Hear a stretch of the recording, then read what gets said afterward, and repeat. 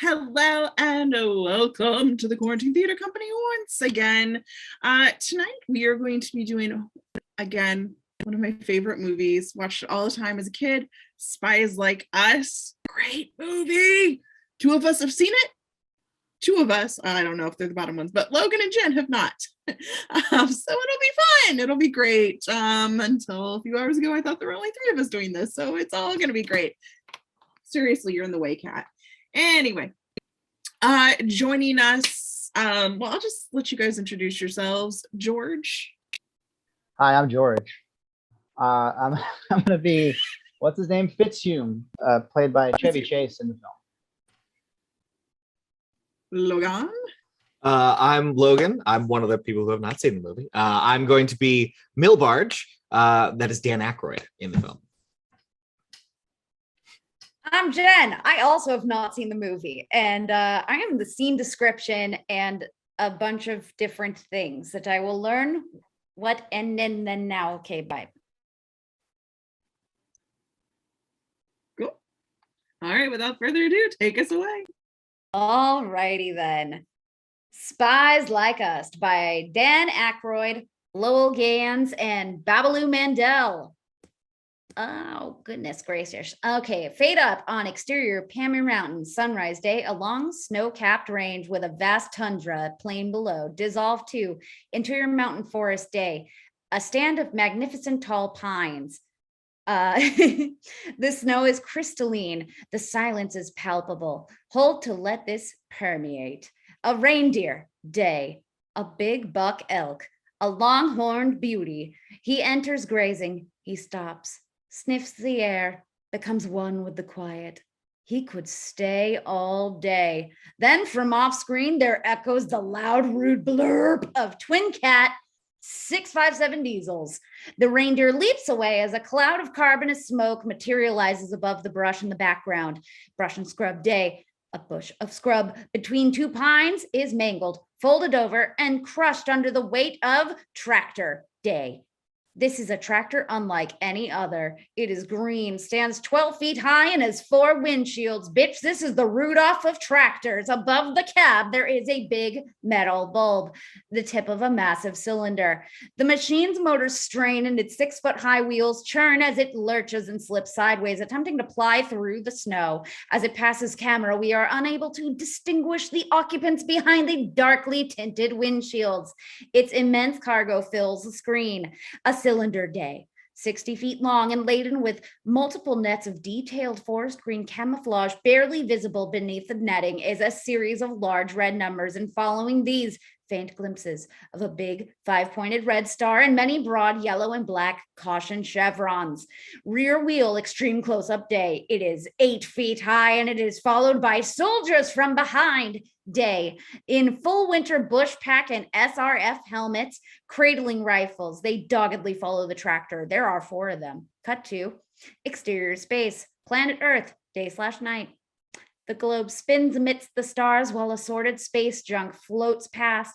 A used booster, a Soviet capsule carrying the skeleton of a dog, some hardware, and plastic bags bearing the legend Apollo 12. Waste products, please keep frozen. Satellite labeled NASA, high weather, IV, no military value, orbits into view. Oh, and that was supposed to be 4, but anyway, all right, we were going to keep on going. Its lens pointing towards the landmass of Asia. Satellite POV, solar-powered machinery hums, and we see from a few hundred miles up a forested mountainous region near the Sino-Soviet border. Then closer, as the eye in the sky zooms in, after a few jumps, we see exterior mountains, high-resolution still photos day, the tractor, which tows a 90-foot multi-wheeled trailer with a huge tubular shape hidden under the tarpaulin. Cut to interior printer encoder room, same time day, close-up on a printer as it puts out laser photos of the above. A buzzer sounds electronically. Hands scoop up the photos and cram them into a metal case. It's sealed and handcuffed to a courier's wrist. Exterior Washington, D.C. night. The courier exits a blockhouse-like building with aerials and receiving dishes around it. 2 uniformed and sentries unlock the fence, and let him through the waiting car. montage night as the car makes its way past various DC landmarks to exterior townhouse Georgetown night. The courier enters with briefcase chained to his wrist. He passes a plaque by the door. It reads National Leprosy Center. Leprosy. There we go. She got it. Subjects only. Interior house night. The courier walks up the stairs.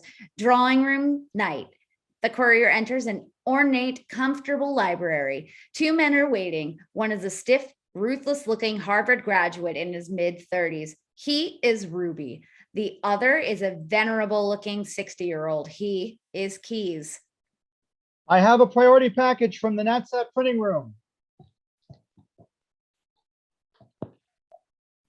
Oh, why don't you say it a little louder? We'll open this window and you can shout it towards Moscow. I'm sorry, sir. It's not your fault. You're just stupid. Just open the case and get out of here. The case is chained to my wrist and security dispatch has the key. Well, then leave the material and take the case and wait outside. No can do, sir. The material is locked to the interior of the case. All right, let's see it. The courier places the briefcase on the table and opens it. The contents, a series of photos, are securely fixed in clear plastic sleeves, which are bound to the bottom. Get in the closet. The courier walks to the end of his tether and goes in the closet and shuts the door between himself and the briefcase. High Weather 4 transmitted this stuff an hour ago. Beautiful close-ups. Miggs and Slime will drool. They're late again. Unusual for soldiers. They know what they're doing. Fireplace night. With a whir and thud, the mantelpiece shunts upward. The face of the hearth slides up, creating a portal 4.5 feet high, almost just 1 foot lower than me.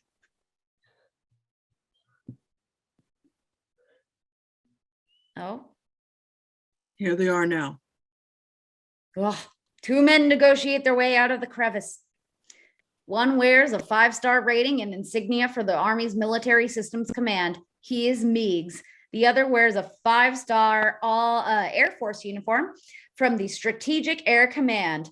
Meigs, Slime, Ruby, and Keys. Ho, ho, ho. Love the swaying. He insisted coming this way. Are these the shots from the latest flyby? Right here, General. And they're beauties. Wait, there's someone in this closet? Ignore him, General. He's just one of our couriers. Oh, okay. Nice close up. Definitely close to full go hour. I've greased the House Committee for covert appropriations. They think the funds are there for more stealth bombers. The generals chortle over this. I've selected 2 GS-20s. They're the best men we have. The last 2 are the best men we had. Now they're the best dead men we have. Maybe there's a security leak in your training program. We could bypass training. No, you'll go through training. But with 4 other GS-20s, 2 who are responsible for the project and 2 who are disposable. You're suggesting we assign this job to inferior personnel? No, I understand. 2 teams. One to do the job, the other to be a diversion. You mean decoys? Targets? Exactly. GS-20s don't grow on trees. I hate to waste 2 of them as targets. Oh, I'm sure you can find a couple of men you won't mind wasting. Exterior State Department, C Street Day. Busy rush hour traffic. Interior offices day, a floor of desks and cubicles. Interior cubicle day, 2 men, their desks and VDT equipment are crammed into a dingy, confined cohabitation. One side is immaculate, every shelf and surface well used and squared away. A crisp young gentleman sits at this desk. He is Jurgens. Lol. The other side is a mass of pinned and tackled clippings, notices, bulletins, and I just had this freaking script like racing tip sheets and carbons. 2 mini TVs are wired, taped, and strapped above the desk, which is a heaped mess mess of books, papers, printouts, and laundry. The occupant of the chair at this desk has his feet on it and is tilted all the way back so that his head touches the back of Jurgen's chair. He listens to music on a Walkman, smokes a pipe, and watches a football and hockey game simultaneously. He is Emmett Fitzhume. Third generation, State Department employee. He cocks back one elbow and turns slightly to offer some gum. Fitzhume. Hey, Jurgens, you want some beech nut? Fitzhume, will you just leave me alone? I'm trying to study. Fine, fine.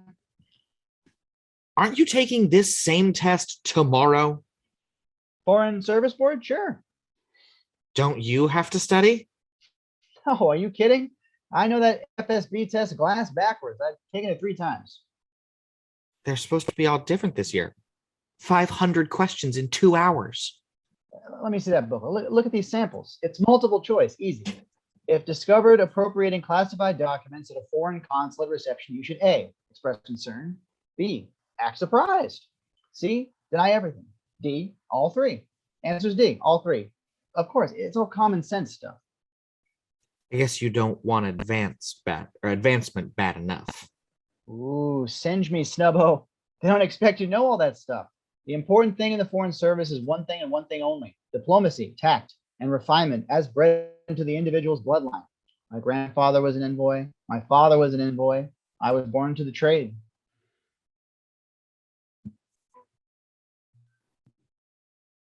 Speakers in the ceiling overhead crackle, and a soft, soothing female voice comes out like a page in a hospital. It's 1 o'clock. 1 o'clock briefing. We need 3 general information officers immediately. Aren't you up for the 1 o'clock? Right in the middle of this. Could you be a pal? Sure, I'll take it.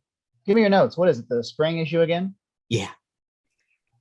Narrow corridor day. He walks past a set of doors off the corridor, looks in one of the rooms, and sees a man at a podium, partially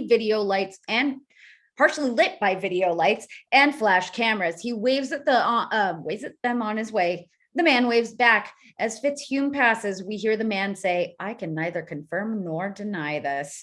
Interior briefing room, A9A. A small carpeted, draped, orange-colored room with a podium screen, a world map, and 20 chairs. It is crammed with reporters, video crews, and photographers. Fitzhume enters and straightens his tie. He steps to the podium covered with microphones.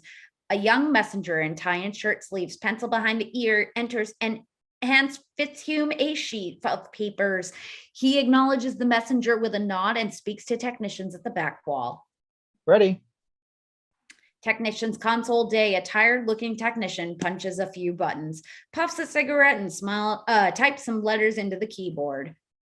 Technician's monitor day. A wide shot of Fitzhume behind the podium. A slow zoom in past the seal, and a legend appears.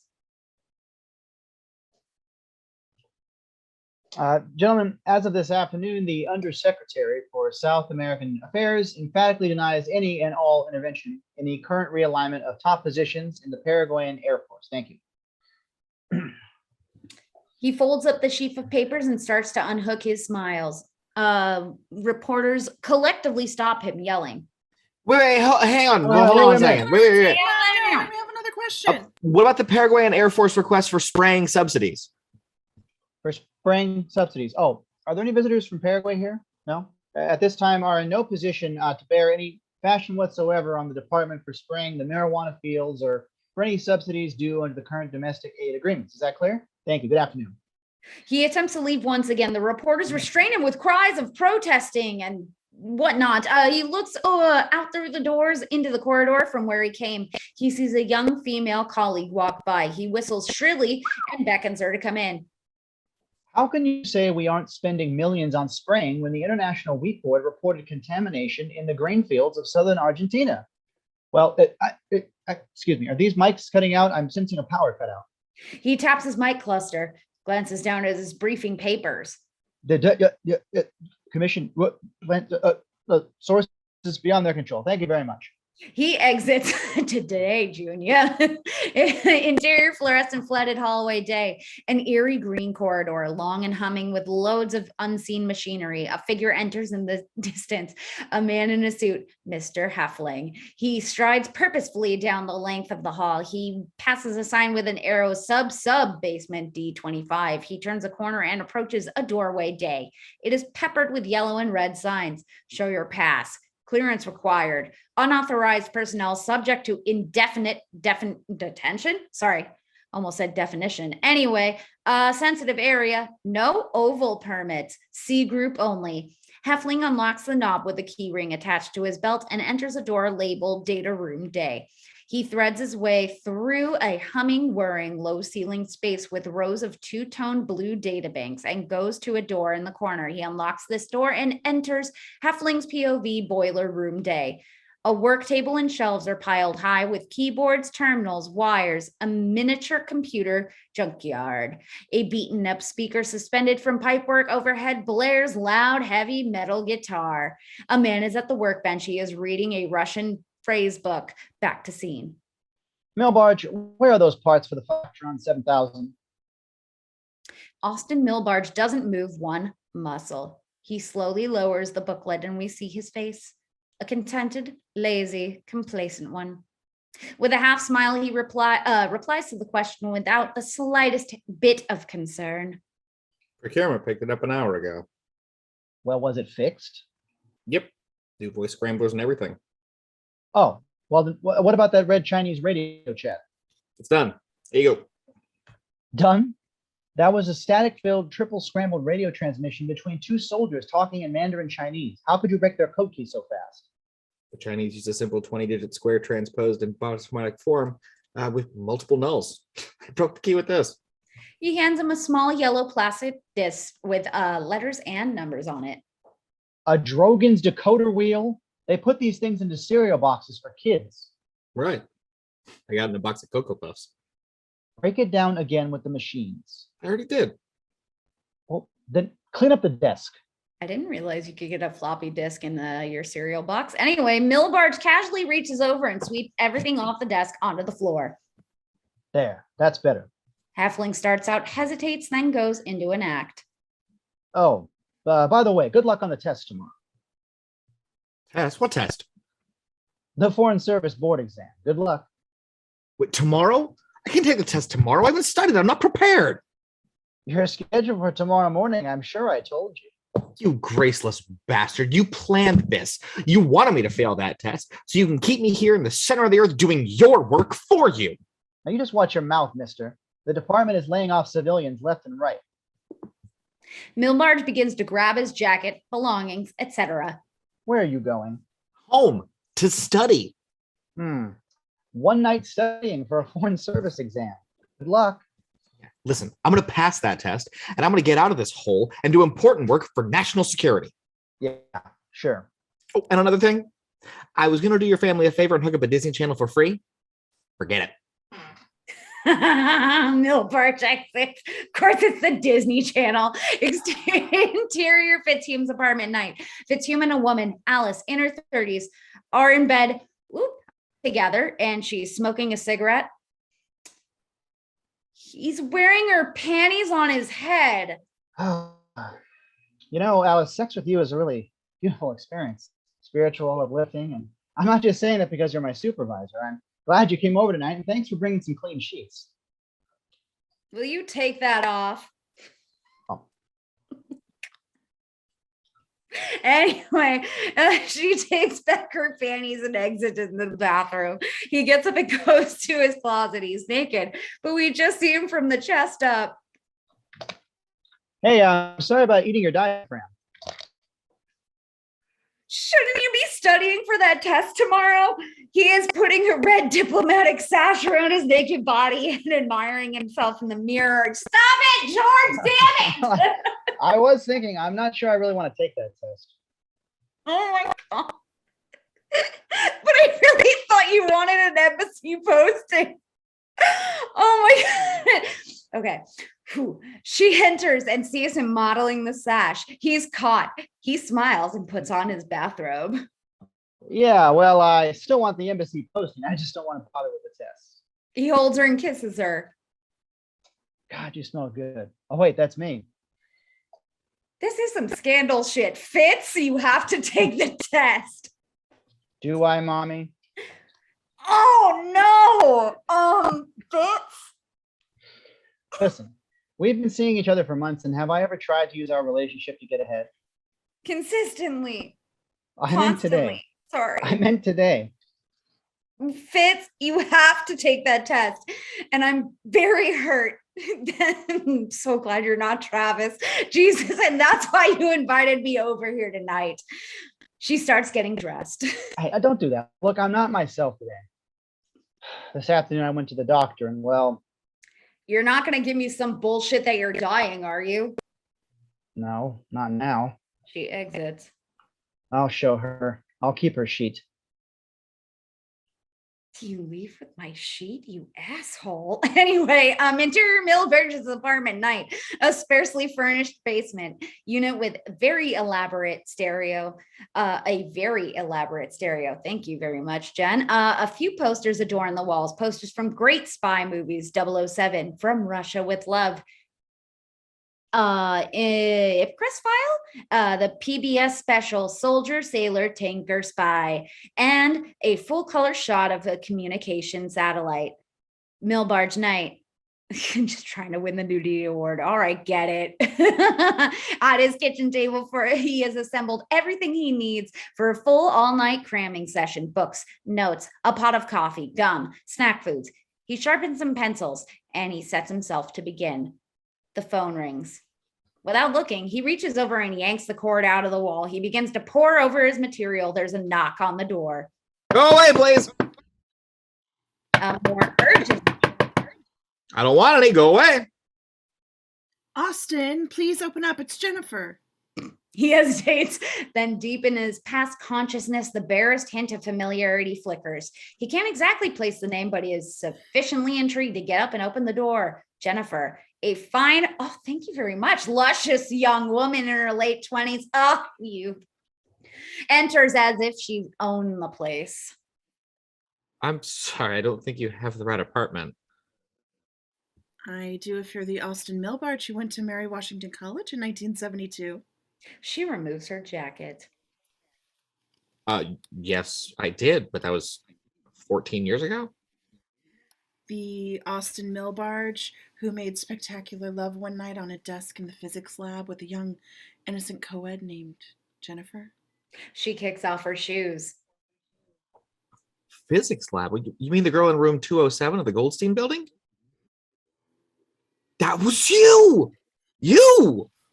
She unbuttons her blouse and heads towards the bedroom. He follows her. In the lab, on the slab. Ooh, the anticipation. Interior bedroom. Do you realize what you did to me? I fell in love that night. That was the most incredible experience of my life. She removes her blouse. Mm-hmm. She unzips her jeans. You said you loved me and you said we were going to be together forever. And I walked out of that room believing I'd found the one, the only. I mean, I went to the jeweler's the next morning and picked out a ring. But then I tried to find you and you were gone. I never saw you again. You disappeared and ruined all other women for me for the rest of my life. She peels down her jeans and steps out of them completely naked with arms outstretched. Well, I'm back. He drops his test booklet and moves for her. Exterior civil service building day. A battered Saab roars to a stop in the loading zone. Fitzhume gets out. He runs into the building while shaving with an electric razor. Ouch. A cab pulls up. Millbarge gets out. He looks as if he's been through the mill. Well, Jennifer comes out of the cab gripping his leg. She's wild. Oh. Come back, Austin. No more. Take her anywhere. Anne, is this a comment on me? Damn it, I hate you. The cat pulls away as she hangs out the door. As he heads for the building, he's walking very weak-kneed and chafed. He goes as quickly as he can under the circumstances. Interior examination room day. The blackboard announces this is promotion examination for Foreign Service, State Department, and Department of Defense employees, GS 10 and above. The room is silent. Applicants are seated with thick test booklets close in front of them. The clock reads 7:59. The monitor is up front. She seems to be ignoring the applicants. One applicant tries to sneak open the first page of his test. Not yet. He closes it quickly. The door to the room opens and Fitzhume starts to enter. Milbarge suddenly enters, equally in a hurry. The two of them are jammed in the door frame. Oh, after you. Milbarge looks at Fitzhume, who is wearing a black patch over one eye and a thick gauze bandage, oh my God, on his right arm. Fine. He pushes in. The monitor eyes them both, waiting for an explanation. Sorry I'm late. I had to be present at the reading of a will, and I couldn't leave until the very end when I found out I received nothing. I spent the night with a sick friend. We're really sick. Listen, I want to be comfortable when I take the test, so could you hold my wallet? There's $1,000 in there, or maybe there isn't. You know what I mean? He winks. Are you saying that I can take the money if I help you pass this test? He doesn't know which way to go. He's trying to read her.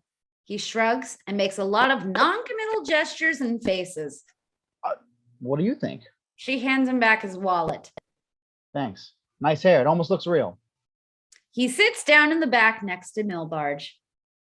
These examinations are qualifiers for positions in the intelligence sections of our embassies overseas. The nature of your postings will be secret. Secret work is naturally very risky. Let me remind you what happened to one of our greatest Americans, an intelligence agent operating in France during the 18th century. His name was Ben Franklin, and he sacrificed a lot. He lost much of his hair and turned asexual. So good luck. You may begin. Okay. All the eager beavers in the room. I can't start writing, except the last two latecomers who are slow getting off to the mark. Fitzhume absently begins picking his teeth. As the monitor walks by, Fitzhume feigns a yawn and extracts a tiny wad of paper, which he unrolls, revealing a mini booklet of crib notes. Milbarge sees Fitzhume's notes. No one else does. Fitzhume slides his paper over to the edge of his desk, indicating he doesn't know the answer. Insert on his test paper day. What do the initials KGB stand for? Back to scene day. Fitzhume looks at Milbarge pleadingly. Milbarge prints large enough for his neighbor to see. Comitat.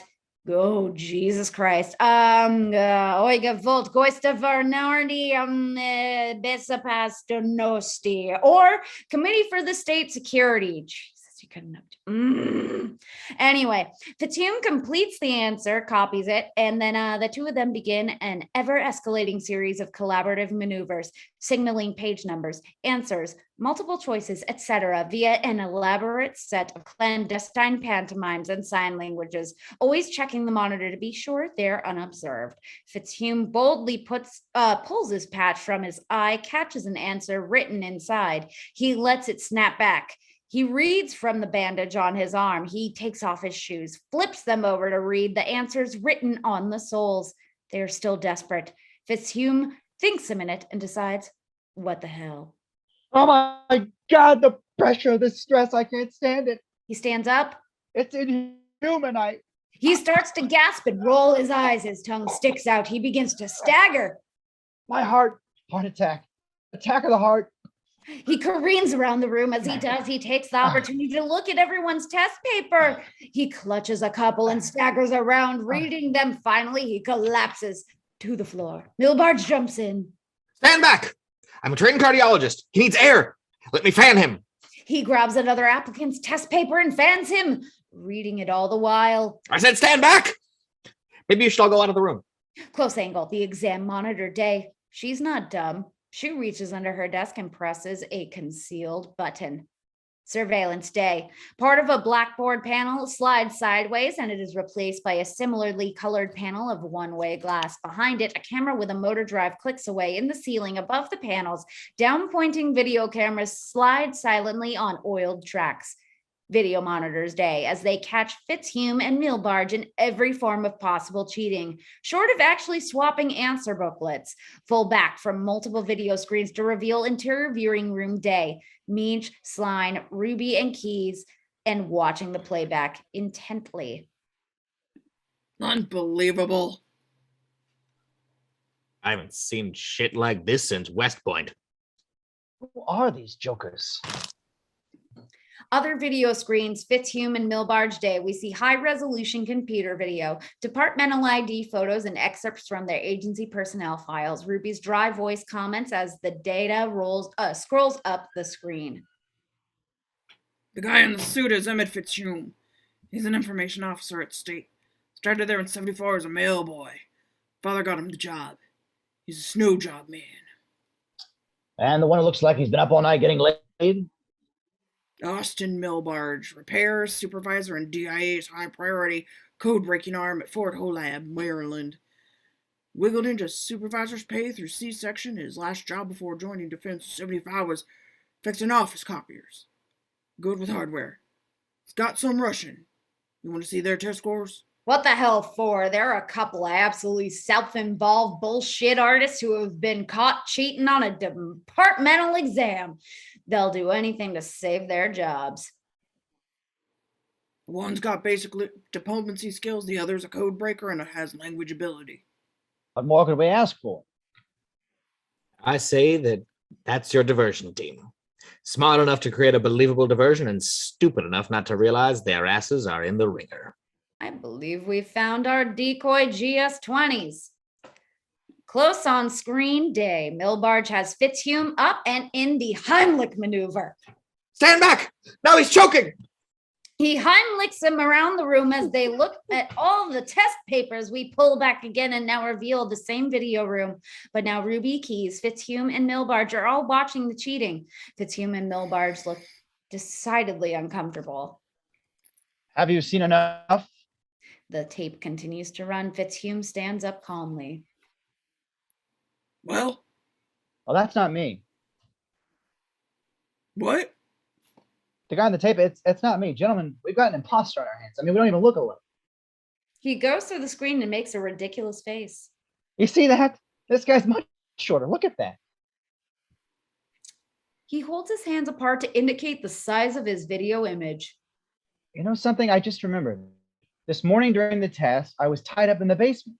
It slipped my mind for a second. So I think you should round this guy up. And if I can be of any help, feel free to call me. So long. He goes to the door. There's an armed AP blocking his exit. Okay, I admit it. It was all his idea. He told me if I didn't help him cheat, he'd kill my mother. Now that's the truth. I met this man for the first time this morning. You see that? He's crazy. Shoot him. I'll wait outside. We got caught. Let's face the music. What are you going to do to us? Section 384? What's that? You don't want to know. Any chance of a 116 with a D-12A privileges?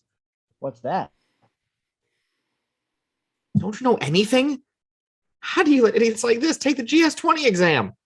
Well, if you're so smart, why do you have to cheat off an idiot like me? Because I wasn't given adequate time to prepare. Why? Were you too busy picking out that sharp suit? Milbarge's suit is not sharp. I don't like you. Yeah. You like me enough to cheat off me. They proceed to shout and hurl multiple spifflet epithets and insults at each other. Are you two children finished? I think so. Sure. Nope, wait. He punches Fitzhume hard in his arm. Ow! Yep, now I'm finished. Well, what are we going to get? Promotion. What? That's right. We're bucking you both up to GS-20s. We like what we've seen in you guys. Ruby turns to Keys and rolls his eyes. Really? Sure. We're not recruiting for the Boy Scouts. We want people who are aggressive, who know how to go after that little edge you need to survive. We especially like the way you two guys were working as a team in there.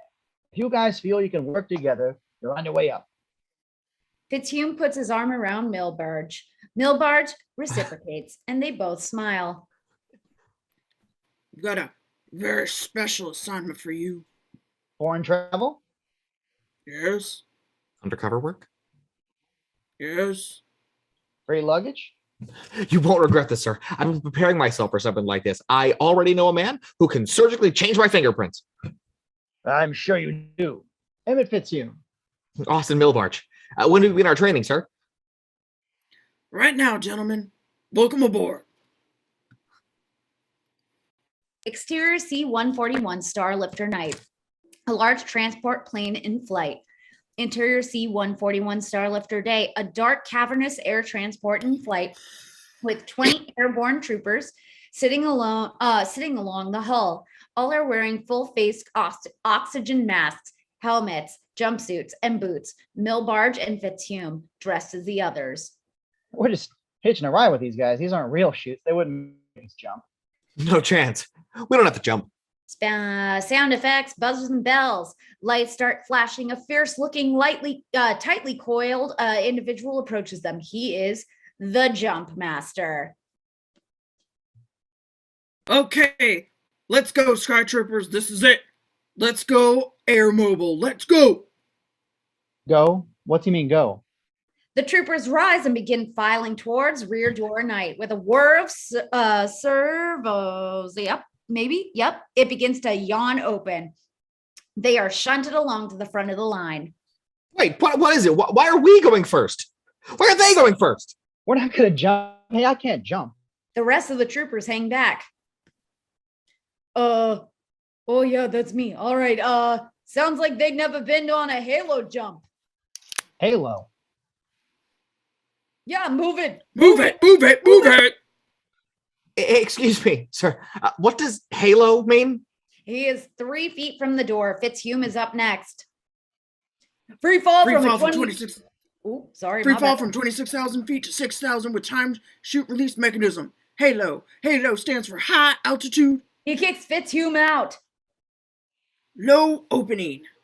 And I am so sorry that I cannot read that Jump Master and Trooper are 2 different lines. He kicks Milbarge out, and so should you. Kick me out. Anyway, exterior C-41, 141 night, Fitzhugh and Milbarge free fall, screaming. Exterior plane day, the plane's rear door shuts. No more troopers jump out. Milbarge, day, falls, screaming. Fitzhugh falls, screaming. Close-up shoot release number 1. A small chute explodes and pops open the chute and yanks up Fitzhugh. Close-up shoot release number 2. Same thing happens to Milbarge. Exterior woods night. Fitzhugh hits the ground hard and rolls a few feet. He begins to stand slowly. Just as at that moment, Milbarge lands directly on top of him, knocking them both askew in a painful, confusing jumble. They slowly recover amidst a cloud of dust and heap of nylon. Where are we? I don't know. I wasn't watching. They look around. It's incredibly isolated. It's very dark. We barely see Fitzhugh and Milbarge. We hear a lot of woodsy night sounds. There's a howl. Did you hear that? Yeah. It's a dick fur What's a dick for? to pee with. Now look. Oh my God. He's interrupted by a big floodlight popping on very loudly. It's up in a tree. It blinds the 2 guys. Several more floodlights pop on loudly, illuminating a large area. They shield their eyes and they hear a blood-curdling scream. Was that me? Over a small hill comes a man in a ninja suit. He's brandishing a sword. He screams again and runs at them. This one's yours. Oh, shit. They stare for a moment in panic, then scream and go running away from the Suddenly, from the other direction, another ninja appears. Fitzhugh and Milbarge stop dead and then change direction. We need a plan. Let's play dead. Oh my God, they're confronted by 2 more ninjas. They turn and 2 more appear. They're boxed in. The ninjas brandishing their swords, slowly closing on them. Well, come on, super spy. Think of something. You're the diplomat. Talk to them. All right, stop right there and I'll bring back the sun. They close in. Okay. He takes out his wallet and he holds it up. This is my sister. You can all have her. I hear she's good. Oh my God. Milburn takes up a big rock. First one to take another step, I split his head open. You hear that? He's threatening you. Let's get him. Show some balls. I think it's too late to try to impress him. They raise their swords. Fitzhugh and Milbarge prepare to die. More lights go on, revealing U.S. Army vehicles and personnel watching. That's enough. He steps forward past the ninjas. He's carrying a clipboard and wears a dark jumpsuit and beret with U.S. Rangers insignia.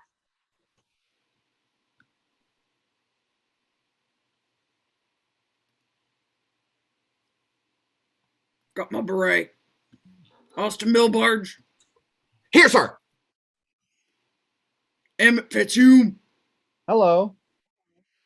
Colonel Rhombus, GS-20 Training Center. We've been expecting you. What was all this? This is the way I welcome all new trainees. What's wrong with the banner? It's my job to prepare you to go out in the field. I'd like to find out as quickly as possible what I've got to work with. I've already made my evaluation. Milbarge peeks. What do you write? Pussy. Hey, I don't think that's fair. These guys had swords. What were we supposed to do? Depends upon the particular arena of combat. Maybe this. Oh my God, you're amazing. He karate kicks 3 or 4 of them to the ground in about 5 seconds. Fitzhugh strokes the colonel's sleeve. Oh, nice, Colonel. Nice, Colonel. Come on, I'll take you back to the base. They head for the Jeep. Let that be a lesson to you. Oh my God, they exit. Fitzhugh comes running back and kicks one of the fallen ninjas, then runs off. Exterior Jeep, night. Fitzhugh and Milbarge are riding with Colonel Rhombus. The colonel drives savagely over bumpy terrain. Colonel, what is it we're supposed to be doing? You are here to train for a secret penetration. They hit a bump. Fitzhugh almost flies out. Milbarge has to haul him back. Secret penetration? Oh, Usually, we have a few months to test and train personnel, but you were sent in on a rush order. I have to run you through the entire program, get you qualified and ready to travel by 2300 tomorrow. You are going to do 6 months of work in 1 day. he hits another bump. They both barely hang on. Exterior training cap. Marsharea? Maybe? Yeah. Don, Rhombus, Fitzhugh, and Milbarge approach a wicked slimy pond. That's what This is your standard bog negotiation trial. You will be judged on survivability and time. You are allotted 2 minutes, 17 seconds. Enter now. He fires a pistol into the air. Fitzhugh and Milbarge look at each other, bewildered. They do not move. Now! Enter now! They still are the most unwilling to immerse themselves. Rhombus fires rounds at their feet. Both of them dive into the muck and disappear. After a few seconds, both their heads come up, gasping for air. Heads down! Heads down! He fires more rounds over their heads. They submerge. Exterior obstacle course. Later day, they approach a routine course with climbing bars, tire run, etc. Fitzhugh and Milbarge are covered with weeds, ooze, and muck. This is your obstacle course. It is essentially the course familiar to armed services recruits, except that here in the intelligence operative training, we do it a bit differently. We add the element of scorched earth. First man through will run the course as usual. Second man, however, must run the course and then remove, conceal everything behind him. 20 minutes, 12 seconds. Enter. Fitzhugh takes off first. Now. Tire run day. Fitzhugh negotiates it quickly and easily. Milbarge does it, removing each tire and hurtling them towards the bush as he goes. There are explosions all around them. Rope climb day. Fitzhugh ascends. Milbarge follows, and when he reaches the top, cuts the rope below him. They are left dangling with no way down. More explosions. Wall barrier day. Fitzhugh takes a run, goes up and over the other side. Milbarge follows, carrying a portable chainsaw. He disappears over the wall. There is a pause, and then from the bottom of the wall is sliced up. Milbarge cuts and hurls pieces into the bush. Still more explosions. Target range day. A replica foreign village with doors, windows, storefronts, and target silhouettes. Knife throwing at specific targets. Identify and attack only silhouettes which depict military sentries, secret police, and armed enemy agents. 7 minutes, 30 seconds, Go! Fitzhume and Milbarge enter the range and, following one another, wildly throw multiple knives from belts they've been given. The silhouettes pop up and down with great rapidity. Oh my God, just they're fucking going rapidly. Anyway, and the response is totally panicked, crude, and frenzied. Exterior lake day. They all enter and stand at the edge of a small lake. Step into the water, please, and attach the ropes to your wrists. He walks out of frame as they follow his instructions. This will verify your ability to stay afloat at high speeds. There is the roar of a powerful motor, and Fitzhume and Milbarge yanked off their feet out of the water, rhombus at the wheel of a jet ski boat. He throttles down, dragging them behind him at 50 miles an hour. Exterior hangar day. In a far corner of the training base, Fitzhume and Milbarge approach rhombus. Colonel, Yes? we were just talking, and this has been oodles of fun. I mean, we've made new friends, and lunch was great. Wasn't that great? With muffins. Unbelievable. Anyhow, we were just talking, and we'd like to go home now. So thanks for the bruises, and you can keep those urine samples. They both start away. Boys, it'd be a real shame for me to kill you now. They stop. Yeah, that would be a shame. You come through the toughest part. Now begin the AFPSR, Air Force Passive Strain Response.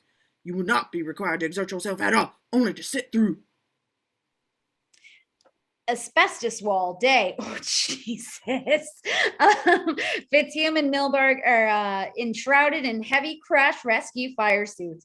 Rhombus turns a flamethrower on them. Aggravated body temperature measurement. Rhombus stands at the bottom of a very high tower, on top of which is perched a T-38 aircraft fuselage. Crash simulation. Oh my God, the fuselage is tipped and drops straight down into the ground nose first. Walked to the ground nose first. Anyway, it shatters on impact, and Fitzhume and Milbarge unbuckle and emerge unhurt but extremely dazed. Interior glass control booth, rhombus day. Centrifugally simulated brain monitoring. Fitzhume strapped and whirling in the cockpit of a centrifuging arm. He spins at 300 miles an hour. Fitzhume's face is stretched back in a 10G position.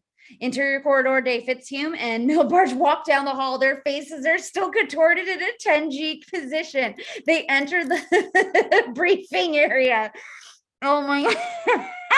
Interior briefing area day. They enter. Colonel Rhombus is there. Congratulations, men. You are about to enter the operational phase of your assignment.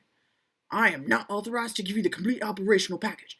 However, I can tell you that the location of your initial drop will be well inside the borders of Pakistan. Pakistan? Stan? Exterior transport plane day. It wings its way across a clear blue sky over desert terrain. Rear bay door day opens and a large shipping container slides out. Oh no, you didn't. Oh my God, on a track and drops away. Container day. Twin parachutes pop open and it wafts slowly the earth. Exterior Freedy Hut day. The container wafts down, crushing the mat and dung structure. No, a tribal family runs out screaming hysterically. The dust clears and more tribesmen enter. Oh my God, tribesmen. Oh, fierce, heavily armed. Oh no, Mujahideen. Okay, we're going. Freedom fighters. They surround the container with guns leveled. They all fall silent as latches are unhooked from within and the rear doors swing open. Fitzhume appears squinting up into the sun. Fitzhume and Millsbane. What? Jesus, I've said it like 5 billion times the script. Anyway, as they survey their greeting party. Toto, I don't think we're in Kansas anymore. Oh my God. Is one of these guys our contact? I'll check. Who led the American League in home runs? 1953. Their POV, the crowd mumbles. Several tribesmen cock their weapons. Fitzhume consults a pamphlet. Conversational Pashto. If you permit me to go free, you may use my friend's head for polio. Oh my God. Okay, sorry. Several members feel Milbarge's head. He does the same to them. What did you say? I told them, hello, how are you? They're just saying hello. Then, from behind the mob, a loud Pashto slang is heard. This crowd parts to make way for two young blonde-headed American-looking civilians in jeans and safari jackets. The taller one claps his hands as if he is shooing geese. He shouts in Pashto, and the crowd slowly disperses, revealing there is nothing short of import. They both rush to greet the. Sorry, I'm so sorry. Someone's texting me right now. My bad. Fitzhume and Milbarge eagerly extending hands down to help them down. Hi there, Bud Schneikler, Liaison Office, U.S. Consulate, Karachi.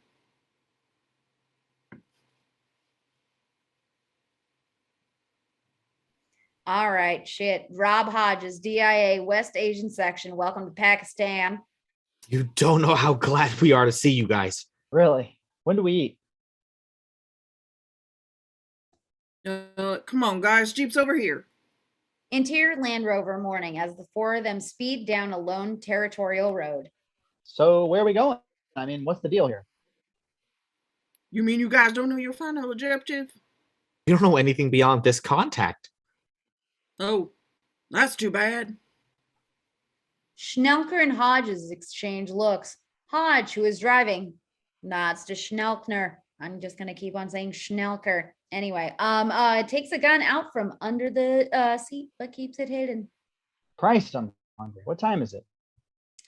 Hodges holds up his wristwatch towards the back seat. 9 o'clock. I knew it. My stomach can always tell. Once I was. Could we stop?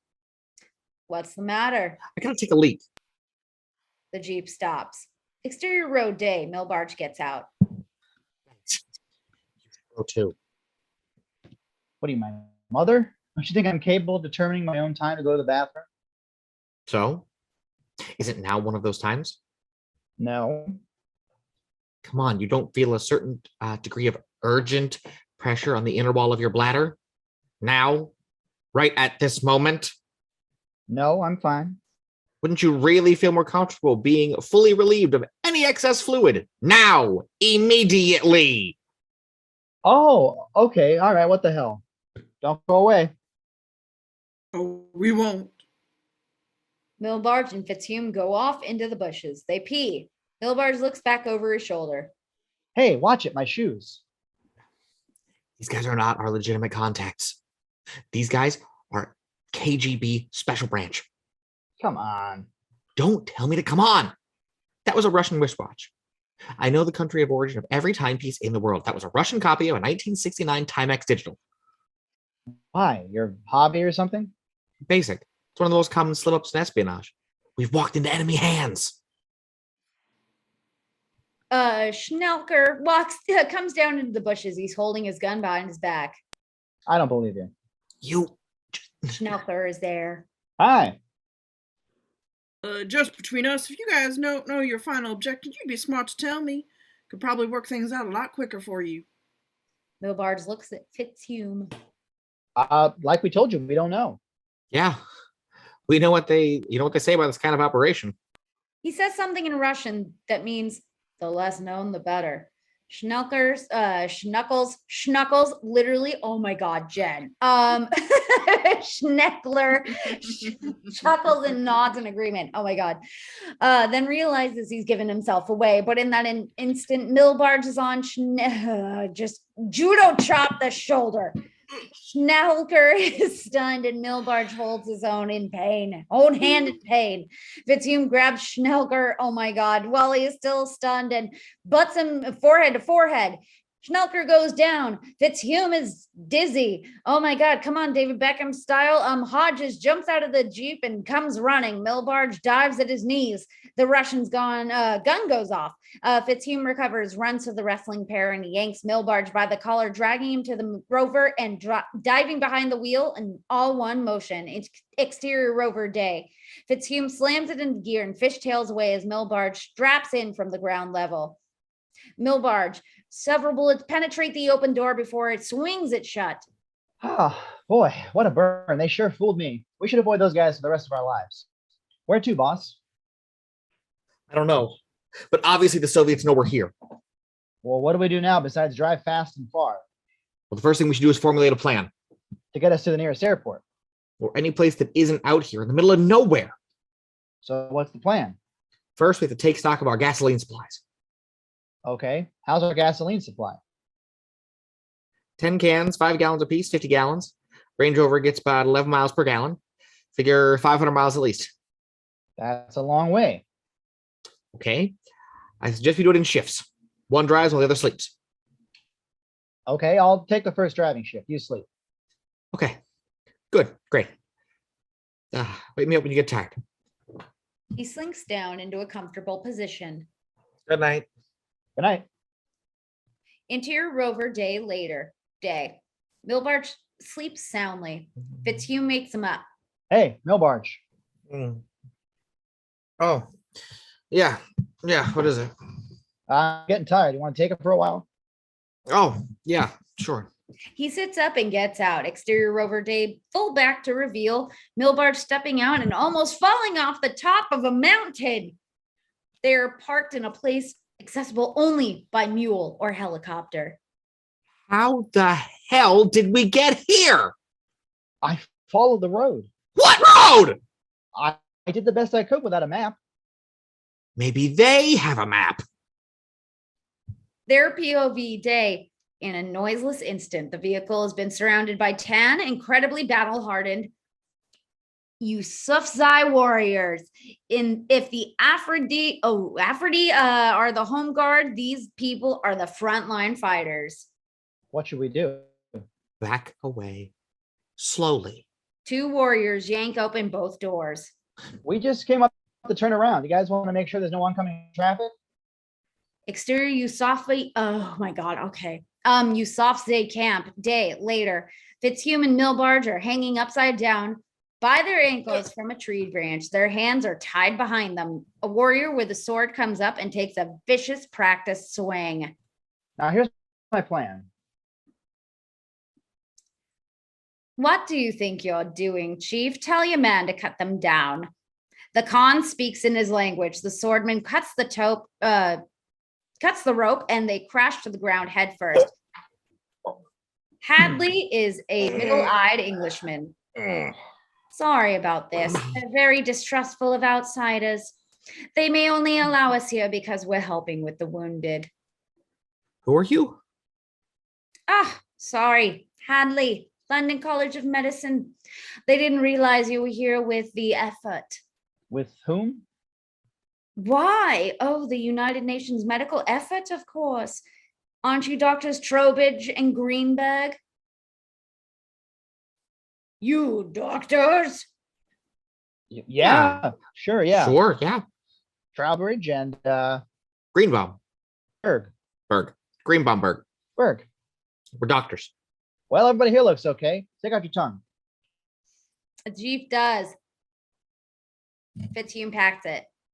Yep, everything's fine. We'll be Hadley heading back laughs. to the old UN. We'll tell them what a good job you're doing. Hadley laughs.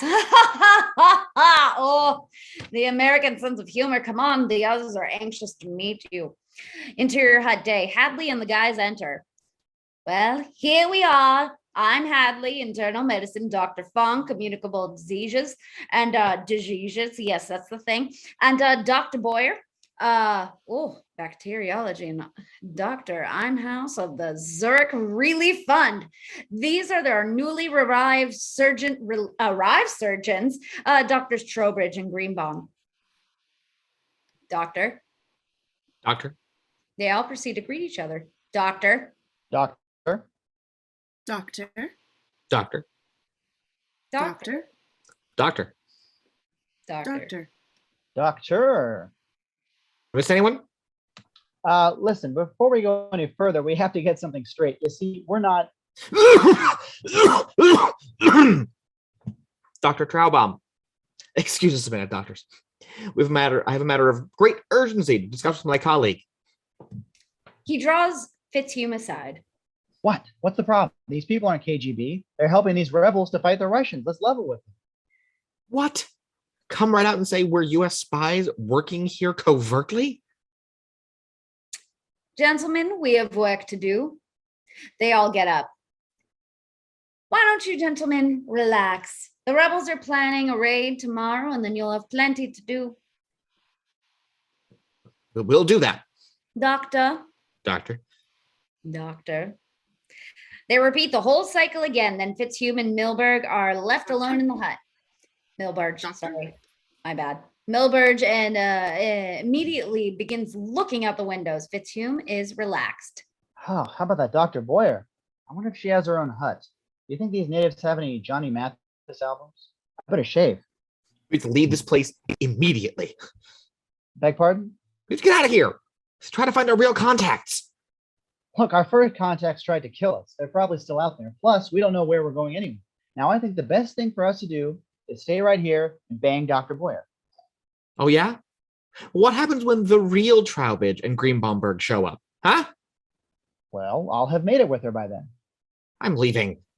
Oh, come on, let's wait until night, the cover of darkness and all that. Yeah, that makes sense. I say shit about everything. Okay, perfect. All right. Interior the next day, Boyer enters. Excuse me, am I interrupting? Oh, no, he was just leaving. He gives a hard shove to Milburge through the door. I'll be reconnoitering, preparing for tonight. Fine. He shoves him out the door. He smiles at Boyer, but just then is pulled roughly out of the hut. An instant later, he is thrown back inside. He lands heavily on the floor, but immediately springs back up. Hi. Dr. Trowbridge? Where? Oh, yes. What can I do for you? Dr. Trowbridge, may I call you Homer? Why? That's your name. Oh, yes, of course, Homer. What's your name? Karen? Dr. Trowbridge, Homer, when you walked in this hut, it was the most exciting moment of my life. Just wait. You're a hero of mine. I've read all your papers. How did you get my papers? Oh, papers. You mean medical papers, right? Are you making fun of me? Oh, Karen, our first fight. I know you think I'm silly to worship you the way I do, but you're a genius. I'm a little tired. He drops heavily to the floor. Why don't we talk down here? All right. She sits down. Anyway, after I saw you, I had a wonderful idea. Me too. He unbuckles his belt. What are you doing? You said so. What was your idea? Well, the Khan's brother has had a pain in the left lower abdomen. It's obviously an inflamed appendix. Oh, obviously. And Dr. Hadley was going to remove it, but now that you're here, I mean, it's only an appendectomy, hardly worth your genius, but just to see you perform even the most simple surgery would be one of the greatest thrills of my life. I know, but I've already told the Khan. His brother's being prepped. I'd rather not. I don't have any instruments. I dropped them in quicksand. You can use Dr. Hadley's. Please, Homer, if you refuse to do it, the Khan will lose faith in you and us. The consequences could be severe. I see. Well, I'd better be honest with you. You think I'm a great surgeon. The greatest. Oh, God, I just feel ridiculous. I'm getting all flushed out just thinking about how, when I see your technique, I may lose control. Well, the truth is, I am a great surgeon. But alas, I've recently suffered severe nerve damage in my right hand. Oh my God. No feeling at all. Oof, I feel you, dude. His hand flops about loosely. He flops it onto her breast. You see that? Nothing. Dead. How did... I was lifting a car off of a child, a big car, Cadillac. I'm so let down. And the Khan, he'll be very suspicious. Oh my God. There. I can perform surgery without my hands. Dr. Greenbaum, he's my hands now. I tell him what to do and he does it. So you will get to see me in action. Well, wonderful. Of course, after I guide Dr. Greenbaum through an operation, I'm very depressed. I couldn't do it myself. That's a very bad time for me. I'll be with you. He kisses her. She responds. Milbarge enters. Jesus Christ. They break their kiss. About 1 hour? Well, I can go much longer than that. Oh, until the operation. Fine. Goodbye. Thanks.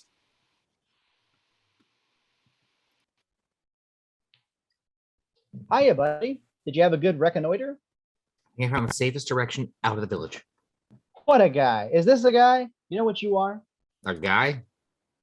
You're not kidding. You reconnoiter, you know Russian watches. I'll bet you can do anything. Well, I take pride in my general knowledge and ability to adapt to circumstances. You're good with tools, aren't you? Instruments, devices. You're talking to Milbar. Do you want it built, repaired, modified, converted, or dismantled? You're talking to Mr. Hands. He holds up his hands. Come on, Jazz Hands. Interior large hut day. 1 hour later, Milbarge is furiously going through a medical book. This is impossible. This is nuts. Come on, it's just an appendix. Look, I wasn't kidding. You don't do this, he's liable to kill us all. You want to end up like this? He holds up a head wrapped in rags and leather thongs. Oh my God, where did you get that? Polo field. And these aren't the only parts they're playing with. Get the picture? But it's surgery. But it's surgery. Okay, fine. Forget it. Don't do it. Let's get killed and forget about the mission.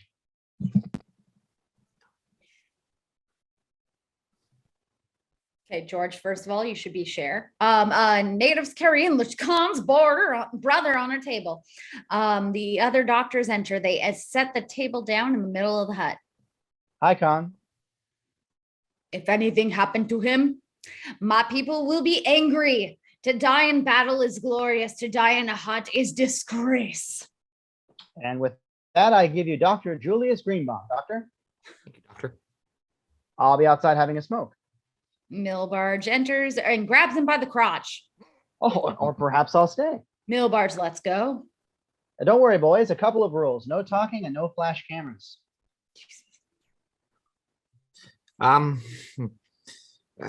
Today, we'll be removing the patient's appendix. The first thing to do is He looks under the table where the book is open. shave the patient. He feels the patient's face. Fitzhume slaps his hand away. Well, let's skip the shave and go right to the operation. Next is the anesthetic. Fitzhume has a gas mask attached to a tank with a spigot. How much? He's a big guy. Give him the whole thing. Okay, all the way up. He adjusts the spigot, then clasps it onto the Khan's brother's face. He goes out instantly. Fitzhume and Milbarge look at each other, concerned. Fitzhume removes the mask. The natives are concerned. He's all right. He's just sleeping. All right, doctor. And now, the first incision. He takes the scalpel and places it near the man's heart. Doctor, isn't that incision a little high for the appendix? You want to do it? You want to do the operation? Fine. Come on up and you do it. Imhouse! What did I say? I cannot work with this constant kibitzing. I know. It's cutting into his chest. Did you see me cut his chest? Did I cut his chest? I was probing with the scalpel. Why? Here we go again. Come on. You show me how to do it. Come on, smart guy. I'm very sorry. Please, I wish you would continue. Okay, then we will. Milbarge turns to him as if to say, "Why did you say that?" Fitzhume shrugs sheepishly. I was probing to determine muscle tone and skeletal girth. It's a new technique. We mock what we don't understand. Yeah. Hey, go ahead. I'm getting hungry. Okay. The first incision. He places the scalpel against the abdomen. The other doctors seem negative about his placement. He moves the scalpel and they still seem negative. He moves it again. The doctors smile and nod. Yes, that's it, doctor. Thank you. I will now make the incision. Fitzhume whistles softly between his teeth to get Dr. Boyer's attention. She looks at him. He blows a kiss and waves his limp hand. He looks at Milbarge. Go ahead. Cut this sucker. Milbarge tenses and places the scalpel. Dr. Trauberg, assist me here, please. They both press the instrument into the chest. There is a loud ripping sound. Hey, that wasn't so tough. Imhouse takes a pulse. This man is dead. Exterior hut day. Fitzhuman Milberg Milbergs walk fast out of the hut. They quicken their pace and go to the center of the camp. There are several field ambulances parked. Enraged natives scream at them. There is gunfire. They bound forward, run to the nearest ambulance, flinging a young medic out of the way. They plunge into the front seat. The tribesmen saddle up horses, camels, and mules. Exterior mountain pass day. The tribe gives chase after the ambulance, which bounces and weaves its way down into the valley beyond, taking hits from the sentries concealed behind rocks on the way dissolved to Exterior Country Road, Oklahoma dusk, an old seldom used highway in the northern part of the state. A station wagon with U.S. government plates speeds along. Interior wagon dusk. Ruby drives. Keys pores over a map. All the funds they're pouring into this project, you'd think they could have at least sent someone to pick us up. I suppose, but I don't doubt they could spare any personnel with the go hour less than 48 hours away. There it is. Give me the key. Exterior Skyview Drive in Sunset. Their wagon pulls into the entrance of an abandoned, dilapidated, yet still fully fenced drive-in theater with screen also intact. The stylized marquee, circa 1955, is chipped and peeling, yet the letters are visible enough. Skyview Drive-in Theater. Closed and free playground for tots. They pull up to the ticket booth. Keys gets out and using a key unlocks the auto barrier and lifts it. Ruby drives through. Interior theater night. The posts for the speakers remain, but barely can be seen for the weed growth. Broken glass and cans pop and crackle underneath a wagon's tires. Jesus, look at this place.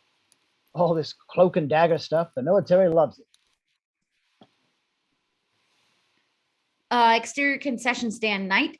The ancient pink and aqua pop stand and projector blockhouse remains. Ruby and Keys approach the door. Watch for snakes. Christ. He tries the door. He yields with a nudge. Is it open? Yes, Well, go in. might be tripwire or something. Just go ahead. Go in. Interior blockhouse night. They enter and walk to the pop stand behind the counter. What was it you said? Draw yourself a Pepsi. Well, You do it. you do it. No, you do You it. do it. I'll do it. I'll do it. He takes a cup from the rack and both stand at the soda machine. He presses the Pepsi bar. Floor night. The linoleum slides from beneath their feet and they find themselves standing on a thick metal grating. Ruby and Keys night almost cling to each other as ally pillars are thrust up in a square behind them, around them. A voice sounds out from the concealed loudspeaker.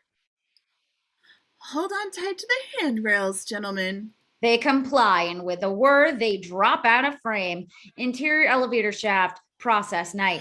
Ruby's and Keys' hair stand on end as they drop down on an open ride through 10 stories of poured concrete shaft.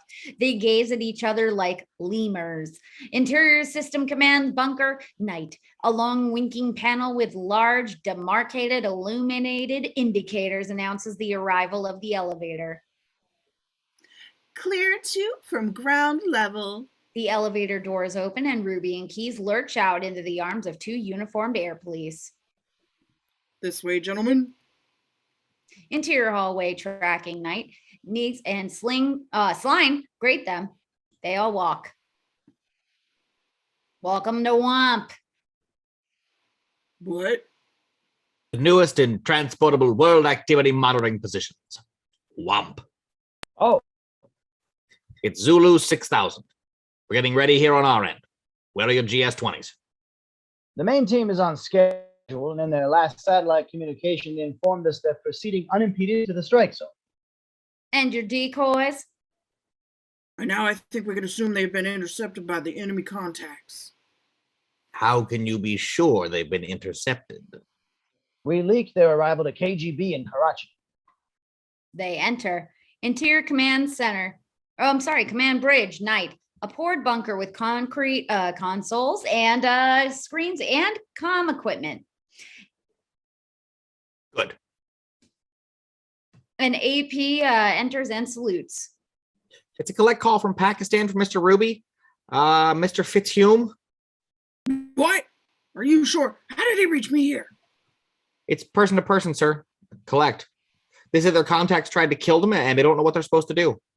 And they told this to you over a public phone? No. The AT&T operator told our operator. They're insane. And apparently roaming free. Hello?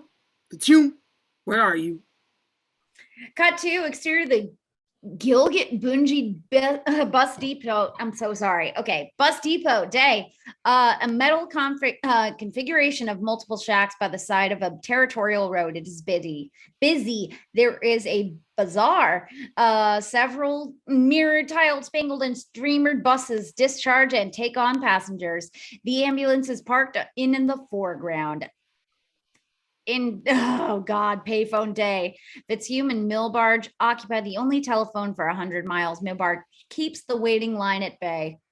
I'm in fucking Pakistan. Get us out of here. Ruby and Fitzhume. This is not proper department procedure. This could destroy the entire operation. Here's your mission. Guess what? We quit.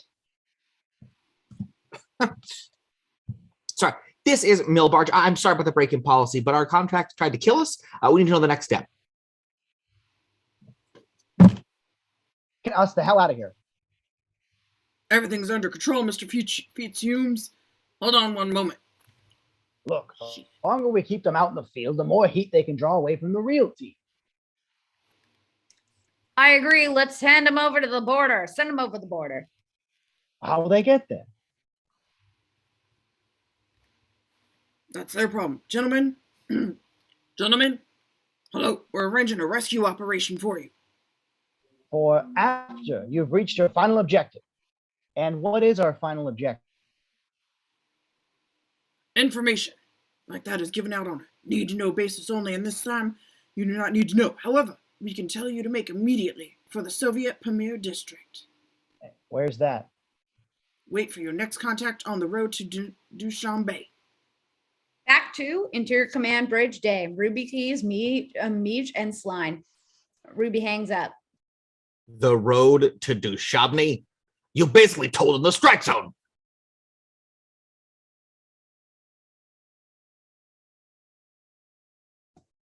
Highlight that. Listen, even if they get there at all, they'll be plucked by Soviet motorized infantry. The road to Dushanbe is heavily traveled military artery. Well, I guess that takes care of that. They both look over to see Meads and Sline, eyeing them coolly.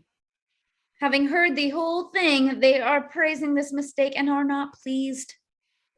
There can be no mistakes this time. Our whole way of life hangs in the balance, gentlemen. Exterior Gilgit Bungie bus depot night.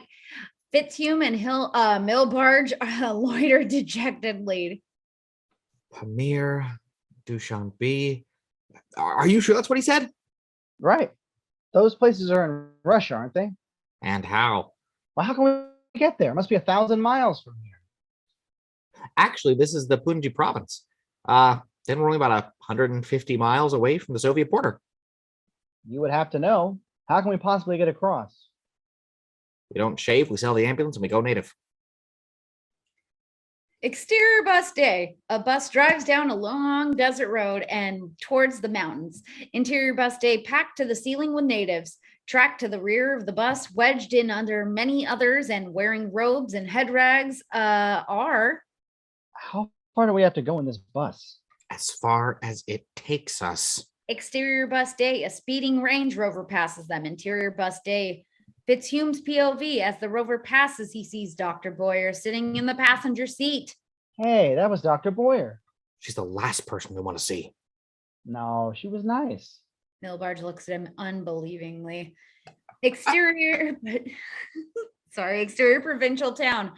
Provincial toll. It's not a provincial town. It's not a quiet village, but it's still the day. A guard post and lift gate emblazoned with provincial crests and a large sign. Northern Bungee toll bus, 30,000 truck, 10,000 auto, 5,000 cycles, 1,000 pack beast, 100. A provincial policeman steps out.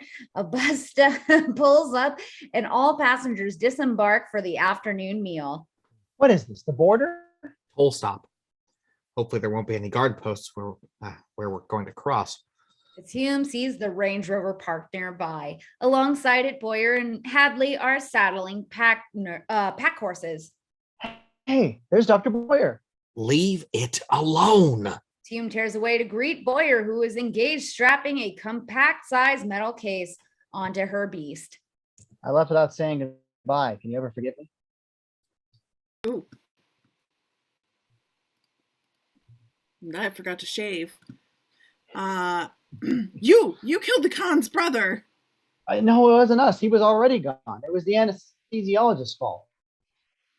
You're a fraud. You're no doctor. I don't know what you are, but whatever it is, just don't be around me. She mounts up. Wait, where are you going? You can't deny what happened back there between us. Don't touch me. Milbarge, eating some filched lamb, he has watched the exchange from behind the bus. Fitzhume joins him, and they watch Boyer and Hadley ride off. How do you like that? She lets a little insignificant thing like death get in the way of romance. Couldn't have done any better with Khan's brother than we did. They aren't doctors. What do you mean? Mental case she packed onto her horse. What about it? It's a sat scrambler terminal. A sophisticated system for sending, scrambling, receiving, and unscrambling satellite messages. So, she's a sophisticated woman. It's a piece of highly classified intelligence hardware. You mean they're spies like us? Well, yes, they're spies, but not necessarily on our side. Well, I'd say it's our duty as American operatives to follow her and find out what she's up to. You just want to follow her. You're thinking with your dick. Look, they left their truck. They're probably going right across the border at a secret point. It would save us a lot of trouble. They do seem to be headed in that general direction. Maybe your dick's not so dumb. They got me through high school. But let's go. We have to find a horse or a mule or a camel or something. Oh my God. Okay. Exterior desert, snowplain mountains, glaciers, stadium montage. As the man who would be king followed his dick as they travel into the mountains. Fitzhume and Milbarge ride alone, one behind the other on the same yacht. No! We're losing them. I'm gouging my heels as hard as I can. His fur is so thick he can't feel it. Let's leave him behind. He's slowing us up. Oh my God. Day. Fitzhume and Milbarge POV long shot. Boyer and Hadley are miles ahead, ascending the slope of the mountain. Cut to exterior Skyview Drive-In. Morning, quiet, abandoned, still. Cut to Interior Systems Command Center day. It is a hive of activity, screens, signals, panels, boards, messengers, and technicians, and in comfortable chairs, Meg, Sline, Ruby, and Keys. So, you see the effect we're merely nudging the outside envelope of the mutual assured destruction guarantee. But only insofar it will serve to confirm the president's own beliefs. It's an exciting project, General Sline. An AP enters. Print out from GraphSat. Let's see. It's a transmission from the field. Your GS-20s here. Thanks. Wonderful. They confirm estimated arrival at the strike site by 6 p.m. their time tomorrow. It's 9 a.m. here. Right on schedule. You can always count on our people. Cut to Interior Forest night. Fitzhume and Milbarge probe and pluck their way through knee-deep snow in the pitch dark. Wait, I've got to stop. I'm exhausted. I've lost her for sure now. You're still thinking about that woman. I'm worrying about our general overall survival. Just keep walking. I can't. Why not? Because there's nothing under my foot. Exterior precipice night. A lip of rock overlooking a mountain track 100 feet below. Fitzhume and Milbarge are right up to and have almost gone over the edge. Their POV night. Headlights from an ordered column of vehicles. The Dushanbe Road. Exterior mountain road night. Fitzhume and Milbarge lie by the side of the road. Well, this is it. Where are these contacts we've heard so much about? They didn't say exactly where on the road, did they? No. Maybe we should start hitchhiking. We're inside the Soviet Union. Wonder where Boyer was going. Christ, they were on horseback. We had a yak. At this point, a full set of floodlights comes on and the highway is illuminated 100 feet ahead and 20 feet on either side of exterior Mountain Road Night. Till police car, Zill police car motors a copy of a 1957 Chevy. A rack of spotlights floods the road and the forest. Exterior Mountain Road Night, Fitzhuman Millbarge, sorry, I'm getting your name wrong. Noses away from the outer fringe of light. Byelorussian slur cracks the night. What did he say? Byelorussian. The Tadzik Highway Patrol. They know we're here. They were just sitting there. They heard our conversation. The slur echoes out again louder. What? He says we don't need to bother whispering. Come on, let's get out of here. What do you mean? We try that and they'll cut us down. We can't just go with them. What other choice do we have? At least if we give ourselves up, the State Department can work out an exchange to get us home. Oh, the doors on the police sedan open. Boots crunch in the snow. Not me. One of the spotlights is adjusted to flood Fitzhuman Millbarge. Millbarge drives away and scuttles off into the dark. Or dives, sorry, rather, not drives. Fitzhume stands and thrusts his hands over his head. Hi. Okay, just me. The air, trees, and snow around him is whistled, ripped and rattled by automatic weapons fire as the police attempt to stop a fleeing mill barge. Fitzhume dives for the ground. Cut to exterior Tadzik. Police outpost day. A bleak concrete structure at a checkpoint on the road. The Zeal is posted outside. Interior outpost day. Oh my God. And yes, oh my God, you guys. A frontier jail in Tadzik, SSR. A bare utilitarian blockhouse with tattered posters for Reds and Dr. Zhivago. Fitzhume is shackled to a chair. I was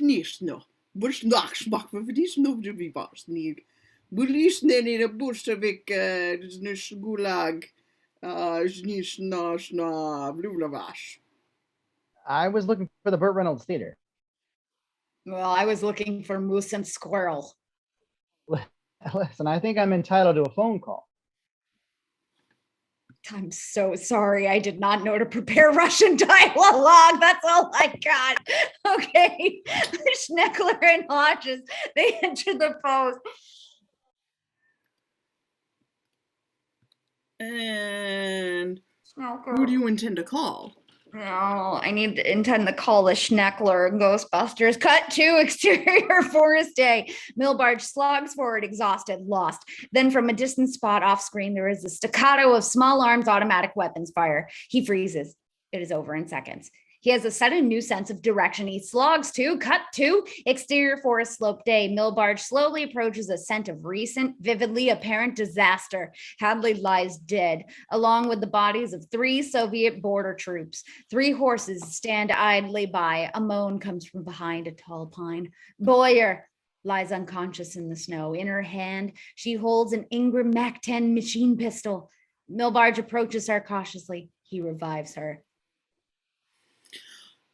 Oh, get rid of that hat. Oh, failing these things. Oh God, no. Yeah, a mustache. It's okay. No. I'm sorry, it was my fault. What are you doing here? Stay away. What are you doing here? They surprised us. Border troops. They've got my partner. Looks like they got you too. No, I'm fine. No wonder none of you could do that appendix operation. You're spies like us. Guess you're on our side. From the look of it. He appraises her You body mean count. you're... Oops, sorry. Austin Millbarge. What GS-20? So, you're the other 2 GS-20s. The decoys. You're the ones they told us would be out here to take the heat off of us. Decoys? Decoys? What? But us? I can't. That's why they rushed us through training. Why we were met by the KGB. Why they sent us right into enemy hands. Right, but it wasn't supposed to happen to us, the main team. I am extremely pissed off. My friend and I were set up. Forget it, that's behind us. We have a project to complete. Project? Fitzhugh is in the custody of the Tadzik Highway Patrol because of you. The only project right now is to get my partner out. Cut to Interior Police Outpost, same time day. Why are you here? I've been asking myself the same thing. What is your objective? My objective? Well, I object to taking a girl out, buying her dinner, and then she doesn't put out. Why are you here? Why am I here? Why are you here? Why is anyone here? It was Jean-Paul Sartre who once said, how do you spell Sartre? Schnelker slaps him. All right, that's it. Now I'm getting mad. And you get slapped again. Now let that be a lesson to you. Hodges takes out a gleaming hunting knife. Every minute you don't tell us why you're here, I cut off a finger. Mine or yours? Yours. Damn. Schnelker slaps him. Hey, what are you still hitting me for? He's going to cut off my fingers. You have 30 seconds. You're not going to hum the Jeopardy theme, are you? We'll start with a little one. Schnelker presses his hand onto a table. Hodges get ready to carve. All right, all right. I'm an American agent, And and I'm here to assassinate your premier. I knew it. Pay up. Let's cut off his fingers anyway. No. Let's take him back up to headquarters in Moscow. Good move. Exterior outpost day. Fitzhugh is handcuffed. Schnelker and Hodges bring him out and escort him to the rear door of the Zeal shit. Come on, Jen. Suddenly, the roof of the police car suffers under a withering hail of machine gun fire. Milbarge, mounted and tied into the middle of a patrol horse as he rides in, screeching and pumping slugs from 2 MAC-10s. Fitzhugh leaps up and grapples himself onto the animal as Milbarge rides by and pivots to lay down a full clip of covering fire. Schnelker and Hodges jump up and cursing and shouting at them. Fitzhugh and Milbarge ride off into the woods. Cut to exterior forest slope, dusk. Jesus. Boyer crouches over the grave Grafsat scrambler terminal. A mini dish is folded open. The machine beeps, whirs, and spits out a little ream of paper. She is now wearing a jacket over a skin-tight metallic gold, yes, and black fleck bodysuit, yes, bitch! And she responds to the message and taps it into the keyboard. Fitzhugh and Milbarge ride in. Is this true about us being decoys? Wait, I'm sending. She finishes her message and folds up the sat scrambler. Honey, what are you wearing? It looks like Anne Margaret's warm-ups.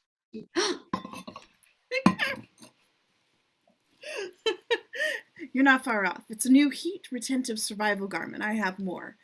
You two are welcome to a pair. I think she's beautiful. What were you just sending on the stat scrambler? I demand to know who's running this operation. Is it DOS, DCI, DOD, DIA, ARPA? Who? There's no time. We're 3 hours away from Go Code. The Go Code for what? That's classified until we reach the final objective. What is the final objective? It's only about a half a mile from here. Over that ridge. She rises and moves out. I'm not going one step further until I know what's going on. Fitzhugh mimes an urgent prodding to Milbarge. Austin, please, come on, for me. I'm getting in good with her again. I can feel it. Come on, man, it's only half a mile. Be a good wingman, bro. Exterior ridge night. Boyer leads the way up to the top. Listen, you hear something? Yeah. What is it? Sounds like music. It is. It is music. It is. It's Sly. Sly and the Family Stone. Why? Out here. I guess he's still having trouble getting good gigs. Oh my God, such a read. Exterior top of the ridge. Oh my God, I thought it was the hills are alive with the sound of music joke, but no. Okay, anyway, it's a family stone. Anyway, the three of them crawl up to the ever-nearing strains of Dance to the Music. Dance to the music. They reach the crest and peer over carefully. Exterior gully night. Their POV, I'm done. Okay, a couple of 100 yards below them in an open gully is the parking site of a camouflage tractor and its cylindrical cargo. The crew has emplaced themselves comfortably within tents, a campfire, and a large cassette player. Jesus. That's an SV-50 launcher and rocket. Christ. This is a Soviet ICBM site. Listen, voices. 3 Soviet soldiers appear from behind the launcher. They hit several venting switches. The rocket engine hisses and a filmy vapor escapes. Only 3 men. Another Soviet soldier comes out of a tent. This one, however, is a block-shaped woman of 50. And their mother. The woman shouts out a command. Tent. The flaps part and a vision steps forth. A hefty yet nevertheless spectacular young woman emerges wrapped in a blanket. Where are those binoculars? I'm in love. Honestly, you two are unbelievable. Fitzhume and Milbarge grapple over the binoculars. Beautiful. Wait a minute. What are we doing here? This is our final objective. Our project orders are to subdue the crew, seize control of this emplacement. What for? An intelligence and technical appraisal, I guess. They'll tell us in the next signal from the GravSat. Hold it, sister. That missile is with a 40 megaton fission fusion nuclear warhead. Good night, everybody. Turns to leave. Where are you going? Home. For once, I'm in complete agreement with my friend. I think we should all get up and leave this place immediately. Right. How do we get out of here?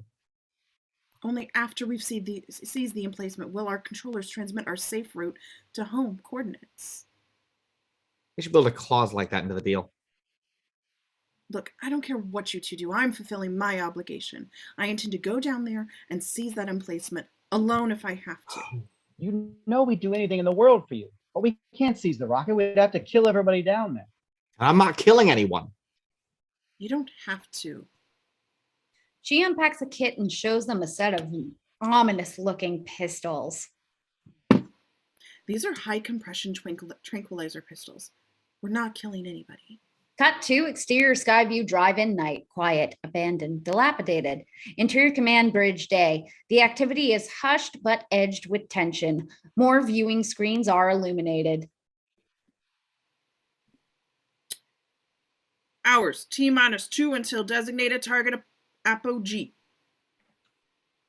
Sir, I just had something that just popped up here, like I needed to share documents, but I am not in that kind of a Zoom meeting. I am just right here, and all air traffic has been diverted from our response corridor. What's our present online power reading?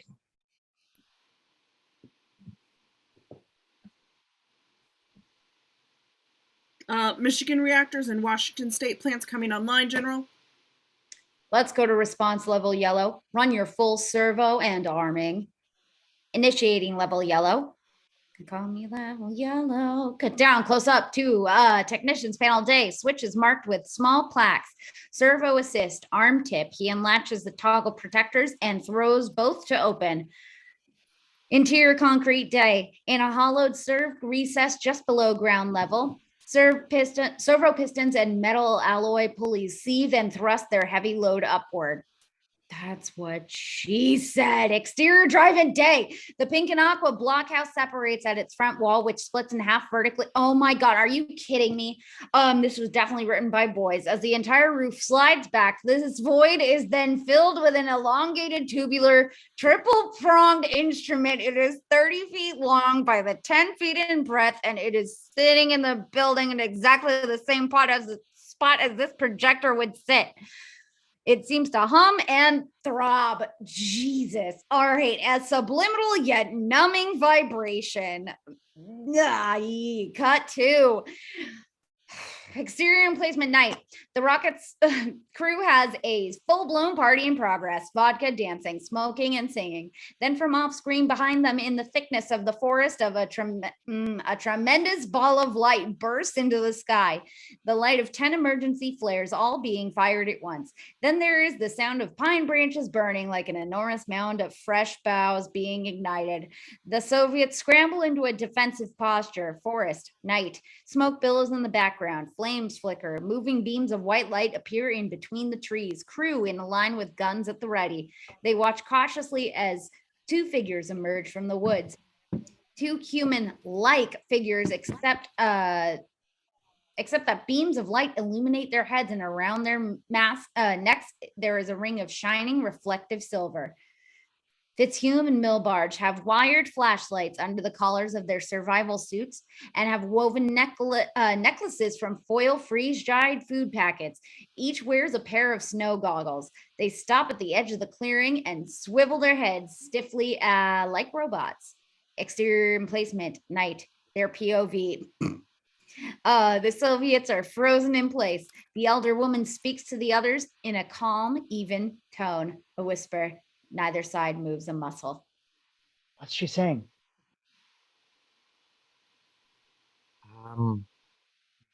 Headrest, hairbrush. No, wait. Excuse me. Barn, childhood, Lithuania, uncle, cow, elevator, energy, shotgun, barbecue. Where did you take your Russian courses? J.C. Penney? Wait, listen. Comet, traveler, Spitfire, space shot. I've got it. When she was a little girl in Lithuania at her uncle's farm, a spaceship landed and stole a cow from her uncle that he had just shot for roasting. You see, I knew this would work. People everywhere know about UFOs and aliens. I don't think her experience with one was pleasant. She's saying the cow was to have fed her whole village for a week. Well, so what? We owe her a cow. A cow is white as milk. She cocks her gun. Where can we get one? Wait, do exactly what I do.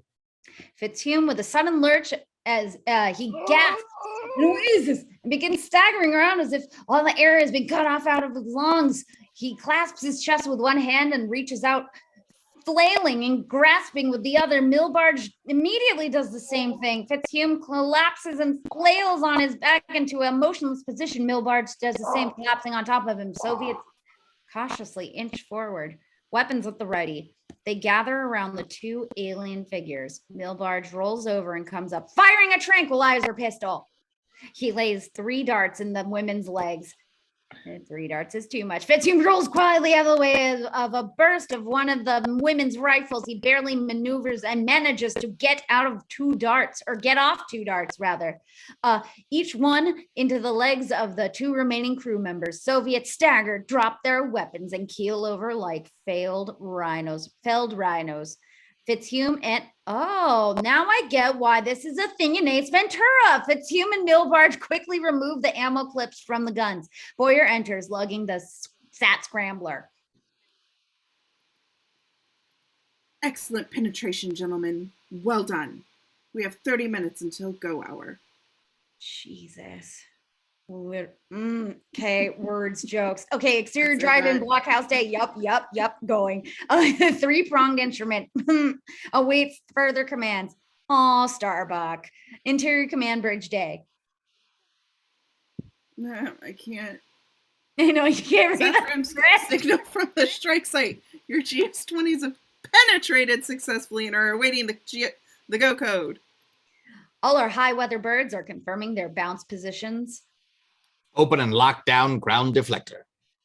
Close up panel. Toggle protectors are lifted and fingers open lock. Exterior drive-in day. The screen slides open, revealing a massive intermesh of reflective wafers.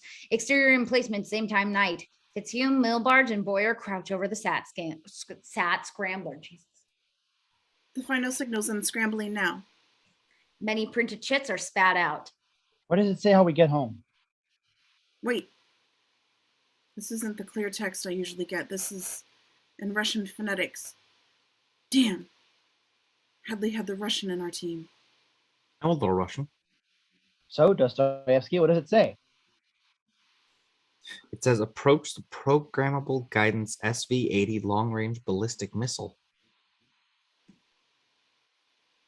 Launcher. They all approach it. Easy. All right, find the pull-out console beneath the front rear erector arm.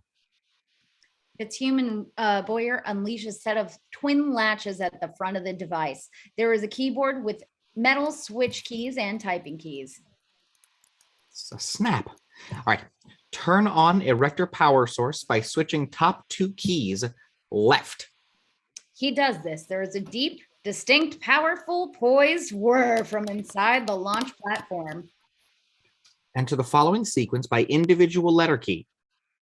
QQ, MM, T, O, B, AK, USA. Stop. Hold number sequence. Acknowledge compliance on SatScram now. Acknowledging compliance on SatScram now. Exterior drive-in day. The wafer intermesh and the instruments set poised and pulsating. Interior command bridge day. SatScram signal coming in now. GS-20s acknowledge programming and compliance. Let's move to response level red. Initiate a response level red, initiated and engaged. Bring all birds into final bounce mode.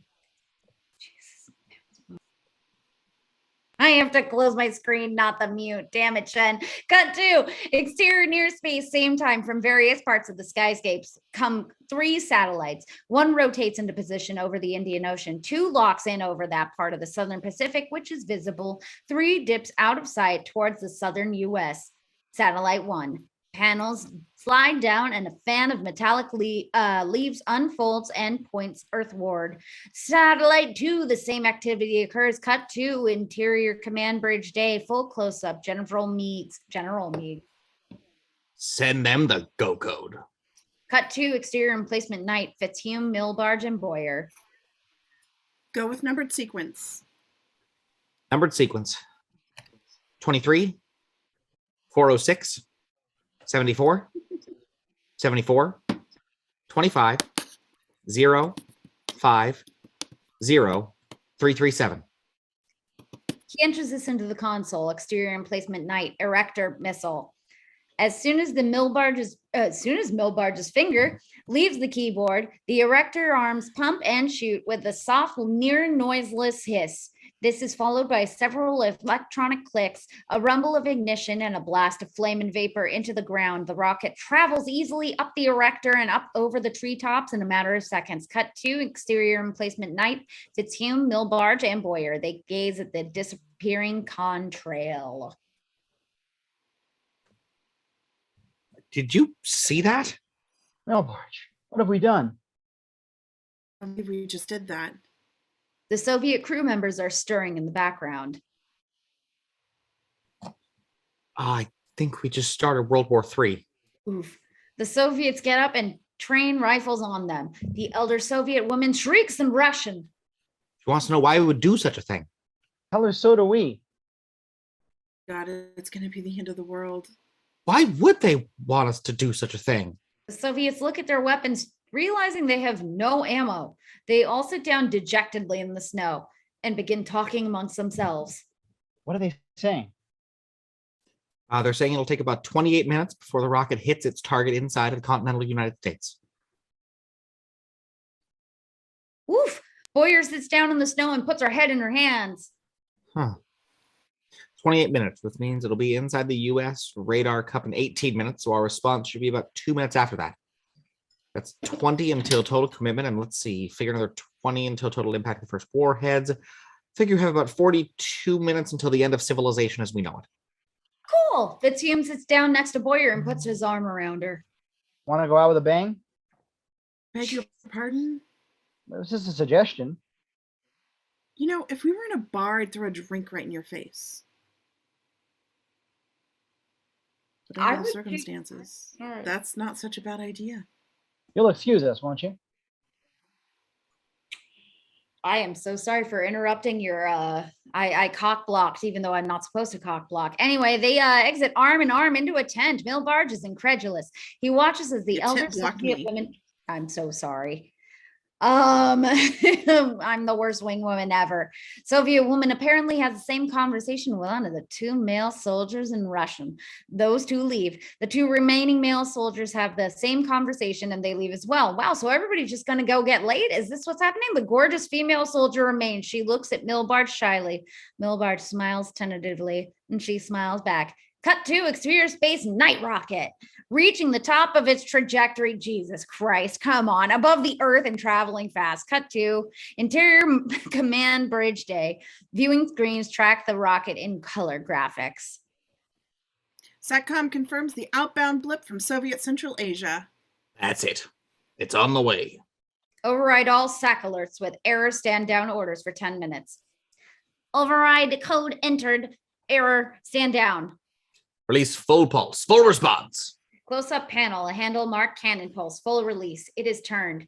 Cut to exterior drive-in projector blockhouse day. The tip of the cannon shudders and spits forth a multi-hued, iridescent, crackling energy pulse.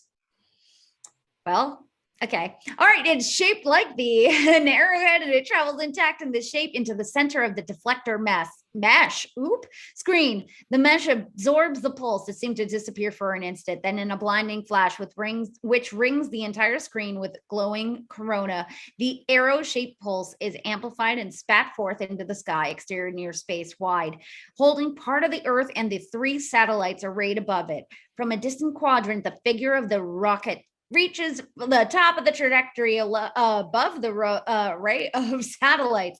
Satellite N1. It leaves, expand, and lock onto position into just in time to put the energy pulse hits it. I'm sorry, the energy pulse hits it and is deflected off of it at a right angle. Satellite number 2, its leaves lock into position as the energy pulse hits it and is deflected at another angle off into yet another direction. Satellite number 3, its leaves have not yet quite locked into position and the pulse isn't fully deflected but glances off at an awkward, ineffective angle. Rocket, the last energy pulse, passes harmlessly behind it.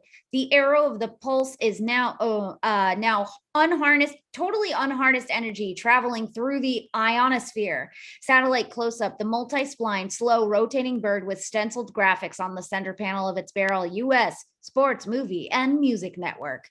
The energy pulse hits this satellite, and it explodes spectacularly. Interior middle-class home, teenage bedroom, day, a room plastered with rock and roll posters. 3 teenage girls are watching MTV.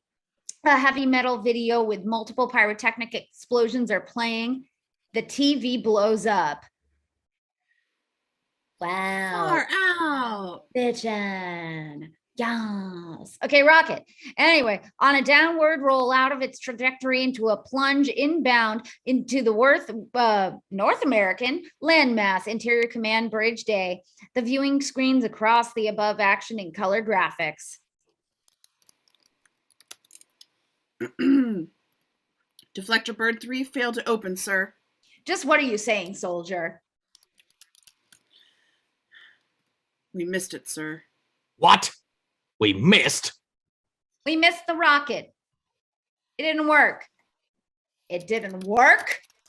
Where did the freaking pulse go? I don't know, sir, but it definitely did not connect with the inbound traffic. We missed. I can't believe it didn't work. SATCOM is rejecting all stand-down overrides. They are confirming full alert status. We'd better call the president. We're not calling anyone. What do you mean we're not calling anyone? The president must know that this attack was not initiated by the Soviet Union. We're prepared for this contingency. What the hell do you intend to do? You understand, sir, that we are responsible for the launching of a nuclear weapon against our own country? No one outside this command center has that information, gentlemen. When we commissioned the Schmechtel Corporation to research this precise event sequence scenario, it was determined that the continental stockpiling, continual stockpiling. Wow, Jen, you can read. I need glasses. Oh my God. And development of our nuclear arsenal was becoming self-defeating. A weapon unused is a useless weapon. SATCOM confirms all defense systems, commitment ready. Like Volt. We have verification. Jesus. The president is aboard the Airborne Command Center now. I'm sure it will only be a matter of minutes before the president commits to total release. Jesus Christ. Same. You see, we had to show that we had the technical capability and were determined. History demonstrates it conclusively that naive wishing for peace is the surest possible way to encourage an aggressor. I demand you place me in immediate communication with the president. Relax, Mr. Ruby. This facility is more than adequately stocked for a comfortable 17 months of below-ground existence. We'll be fine. By your actions, sir, you are risking the future of the human race. To guarantee the American way of life. Huh. I am willing to take that risk. Montage. Day of worldwide military activity. Soviet and U.S. bombers taking off, silo doors opening, cut to exterior emplacement, same time, night. It is quiet except for the occasional subdued moan. Interior tent, mill barge, night, in a sleeping bag with the female crew member. She is nibbling on his ear. It's only been 10 minutes since I destroyed the world. Another 10 minutes, it'll all be over. Such a short time to destroy a world. And I think my guidance teacher said I never amount to anything. Guidance. Source programmable guidance long-range rocket. Source programmable guidance. The next 10 minutes in the last 5 years did not actually ever hit me like that until now. Exterior emplacement night. Mill barge rushes out, clutching the sleeping bag around him. Up! Everyone up! Fitzhume, comrades, there might be a way. Ooh, get it. Launcher. Everyone bounds out from tents and forests, partially clothed. This is Mill barge grabs the elder Soviet crew member. You, quick. Where is the instruction manual for this thing? She looks at him blankly. What are you doing? I think we can recall it.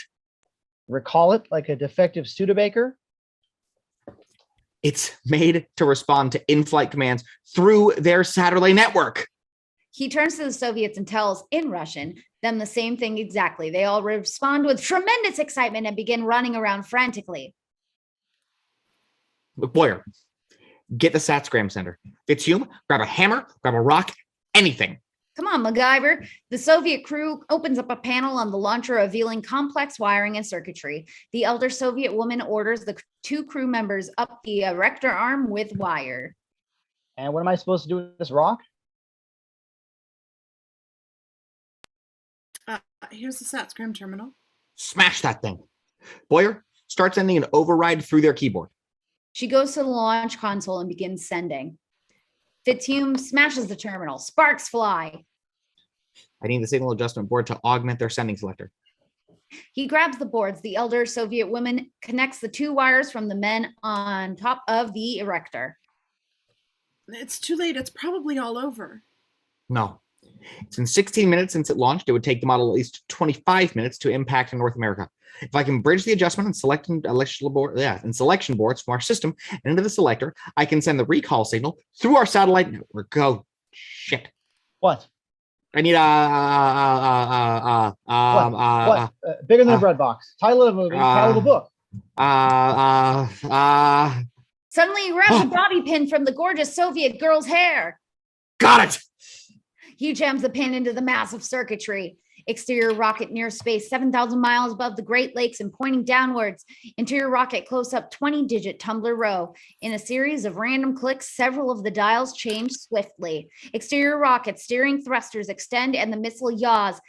pitching, and rolls into a radical upward trajectory. We follow it up, past the immediate atmosphere into the eternal celestial night. Close up, the sheet metal on the missile buckles, ripples and crumples under the pressure. Rocket detonates in a spectacularly colorful, awesomely powerful, quadra-tiered fission fusion airburst. Just like Disneyland, remember. Interior Command Bridge Day. Personnel behind them are stacking cases of canned food. General Meigs, SATCOM confirms destruction of the inbound Zulu 3,000 hours. What about the rest of their inbounds? There are none. Both of us, him and are on full recall. Damn! Recall. At this moment, the elevator doors explode and the room is invaded by the team of U.S. Rangers in full assault gear. Man in suit flips open his credential case. DOD, DIA, you're all under indefinite detention and subject to prosecution under Section 77B of the National Security Act. Now, wait a minute. We don't know these men. Yes, we were kidnapped. Yes, that's right. Kidnapped. Place them all under arrest. All of them. Cut to Interior Disarmament Talks Corridor Day. Newsfeed. There is a frenzied mass of reporters outside the conference room. Reporters are eagerly awaiting word. As the disarmament talks here are continued through closed sessions last night and on into this afternoon, the feeling of positive anticipation is shared by everyone in the press corps. Wider show onto how many reporters there are. The doors open at the end of the hallway, and Fitzhume exits the room. The doors to the conference room are opening. We see the chief U.S. delegate, Mr. Emmett Fitzhume. Mr. Fitzhume. Oh, hi, Ed. Everyone at home is most anxious to know how things are going on here.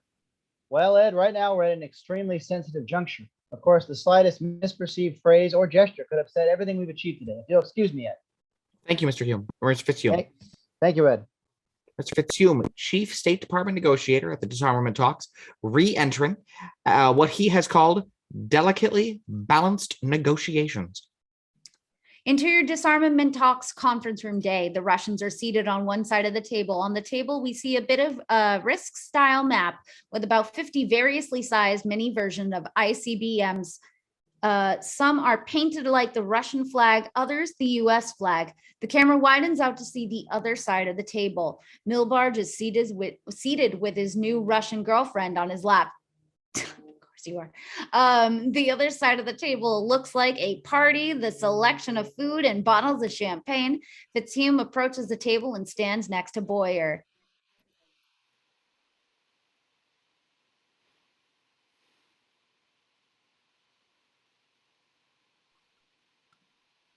Comrade, okay.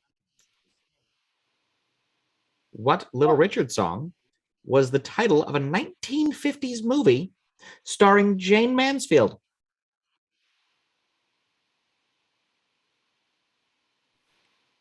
Good golly, Miss Molly.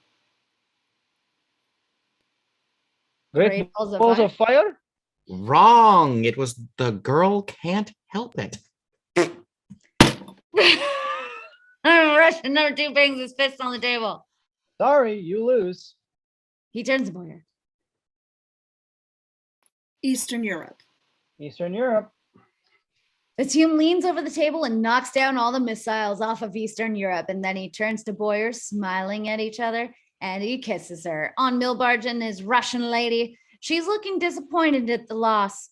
Milbarge angles her face to his, and she brightens up as he leans in to kiss her, because sex solves all problems, including international affairs. The end. What the fuck? Everyone did a wonderful job. I'm Jim so Logan, sorry, I hope you like it. Thank you end. for watching and have a great night. Hey, check out